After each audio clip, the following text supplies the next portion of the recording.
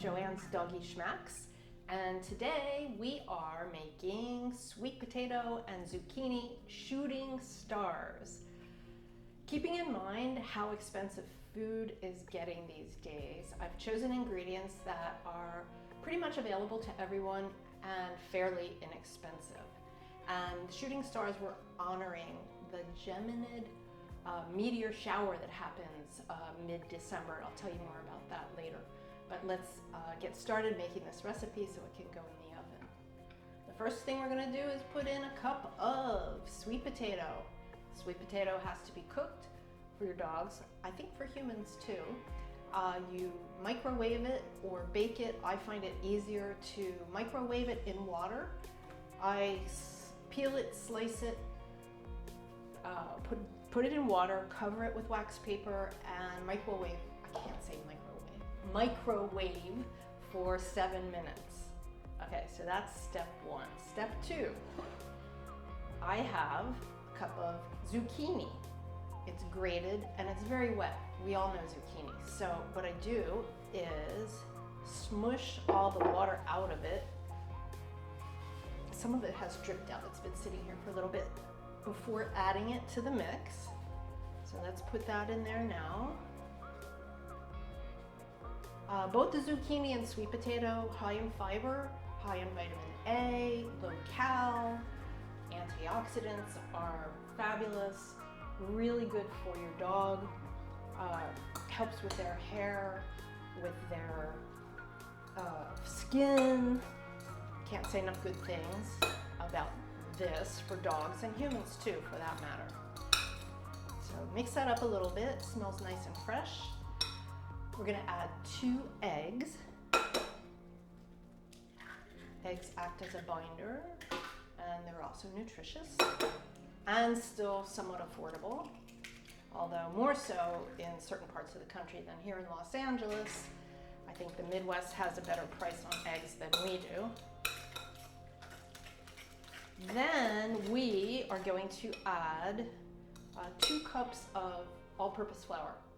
I'm choosing organic just to try and avoid pesticides, but you don't have to. So we're going to do 1 cup, 2 cups,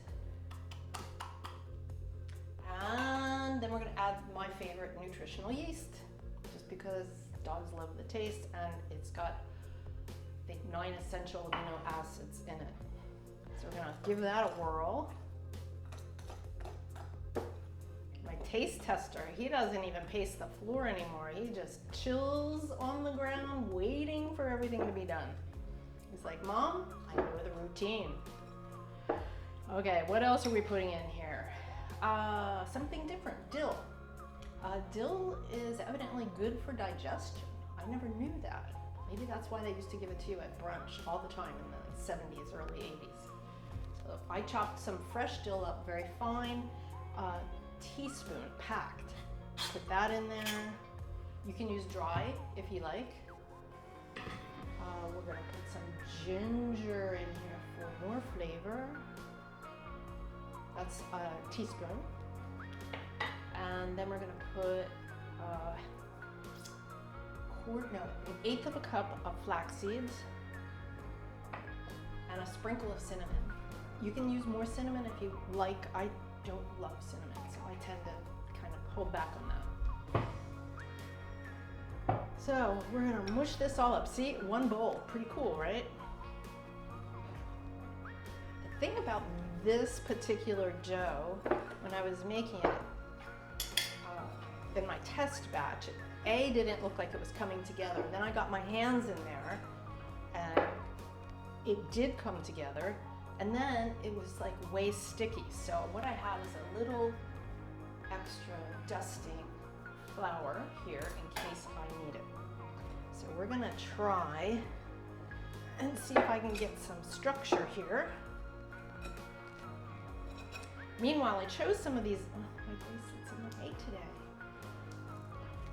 I chose some of these ingredients for the vibrancy of their color, because I was thinking about shooting stars and how beautiful they are and how they sparkle across the sky. So I wanted some different colors. So I have the orange from the sweet potato and the green from the dill. This is what it's looking like now. And the flax seeds just give it kind of a, it's like an accent almost, a little pointillism, a dot. All right, so here we go, smushing that together.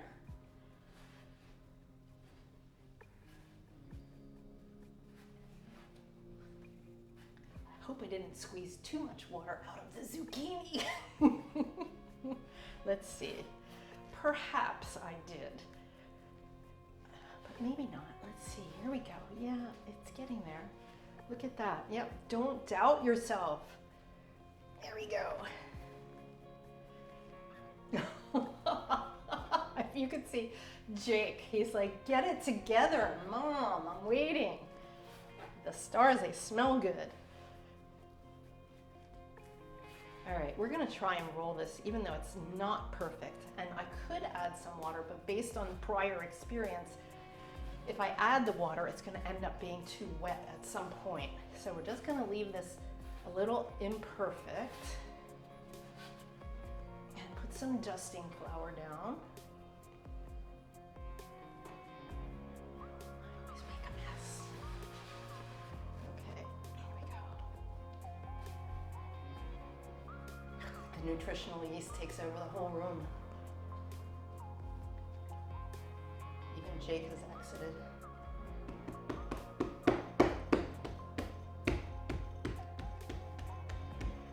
Using my clay kneading technique. All right, here we go.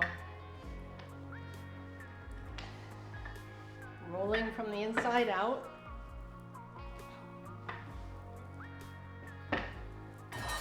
Oops. Looking okay, kind of looking like a weird pizza.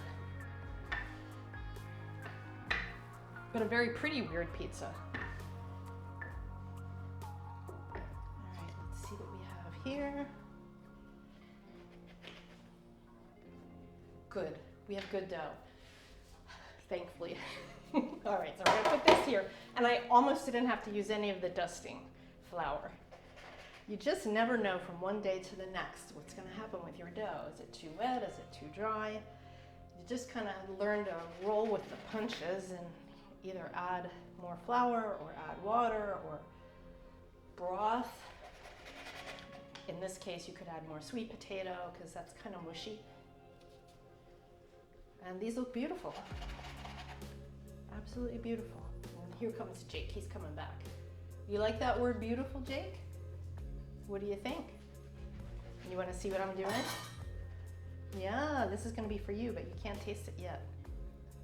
And I know you have that froggy tongue. Don't even think about it. He's like, pardon me? Okay, these 300 degrees, 20 minutes, flip, 300 degrees. A little bit lower temp, a little bit longer cook because of the wet ingredients. You could even go to a lower temperature for longer, but flip more often if you're thinking about giving them as a gift. My fingers are a mess, but I do have this box that we're gonna put some cookies in at the end because it is the holiday season and a lot of people are looking for gifts to give and not spend a lot of money this year. So you'd want your cookies to be dry if you were doing that, especially if they're going across country or something like that. Because I'm going to recommend that these be refrigerated, just because of the veggies. Now we have a little bit of sticking here. So we're gonna use our handy dandy spatula. Put that there.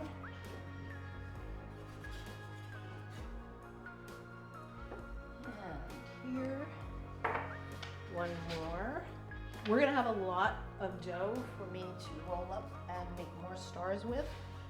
But I think that's what we'll do for now. And I'll let you know what they look like when they come out of the oven. Gosh, this went by quickly.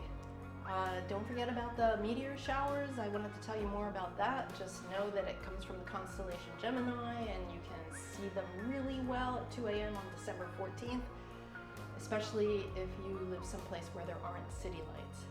Meanwhile, let me go roll this out again, put these in the oven, and I'll be right back. And here we have them.